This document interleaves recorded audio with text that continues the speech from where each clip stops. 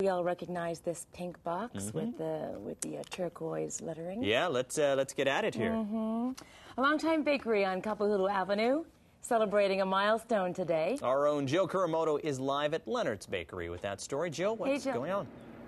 Hey, good morning, guys. Yeah, it was 54 years ago today that Leonard Rigo Sr. opened his bakery here on Kapahulu Avenue, and it's been a hit ever since. You know, now there's, 3 Leonard's Bakeries, 2 Leonard Bakery trucks, and there's even now a Leonard Bakeries in Japan. So to mark this milestone, we thought we'd come down here to Kapahulu Avenue and talk with the man, the mastermind behind the malasadas himself. So we're going to go inside the bakery here. And first of all, let me tell you, I know you got malasadas there in the studio. It smells so good in the bakery. Over here, we've got Lenny Rigo Jr., the mastermind behind Leonard's Bakeries. Now, good morning, Lenny. Good morning, Jill. And congratulations, 54 years. That's a huge business success. Well, I can't take all the credit. My parents worked really hard, my mom and dad. They came from Maui to Honolulu in 1946, opened their first Leonard's Bakery up the street near Ono Hawaiian Food on July 1st of 1952. And they very quickly grew out of their small shop and opened their location here at 933 Kapahulu on February 12th, 1957. Right, so the original bakery was actually, a couple blocks down near where Ono's Hawaiian Food is, yeah, right near Ono Hawaiian Food. And so what was your dad's philosophy then behind business? I mean, he obviously worked hard.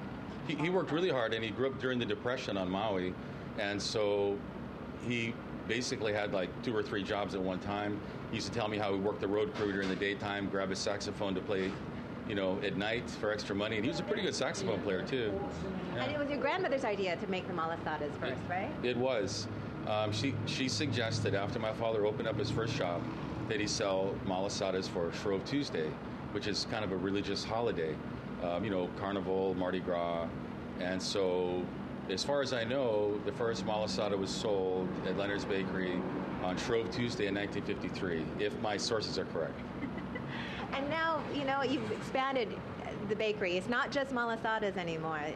You guys are known for so many of your pastries and other delicacies, right? Well, my sister was a natural-born artist, and she made the bakery famous for decorated cakes. She's actually the one that taught everybody how to do these 3D, and she could do faces too, she went to school and learned nothing, So it's really hard to get that kind of talent now. So, we do make a lot of really good things.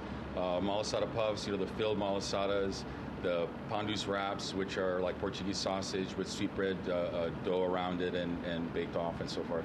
And, we make some things really well. The things that we don't make quite so well, I'm working on it. Okay, so now I know that you've got your sons back here, Lenny Jr. is working back there, and Pavo back there. Child labor laws are probably being broken, but that's okay. No, that's all right. No, but I guess we'll be seeing you in the next 54 years then. Leonard's Bakery is going to be around. I hope so. What's next? Well, we opened a place in Japan. I met some really nice people from Japan, and last December was our 2nd anniversary there, so I went over to Yokohama, and it's a really cool place. It really is. And I was really impressed. I went there, about 2.5 years ago, or a little more, showed them that it could be done there. And they rented a test kitchen, so I made it for them. I brought ingredients with me, and they just really... they built out the whole place in 3 weeks. Okay, so we're going to see Leonard's Bakeries International pretty soon. Well, I'm not the quickest guy in town, but I get around to it, All right, Lenny, thanks so much. All right, in the next hour, we're going to go behind the counter and find out how malasadas are made. Maybe I'll get Lenny to spill some secrets on the success of malasadas, and I'll have that coming up. Back to you guys. All right, thanks a lot, Jill. The guys are saying, Jill, bring back some malasadas, but they sent them before Jill got back. Felix. Finally, Nick. a story that we can really sink our teeth into. Oh, yeah. There you go, Nick.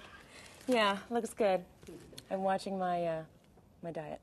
But, it's true. The Japanese tourists, one of their tour stops is Leonard's Bakery.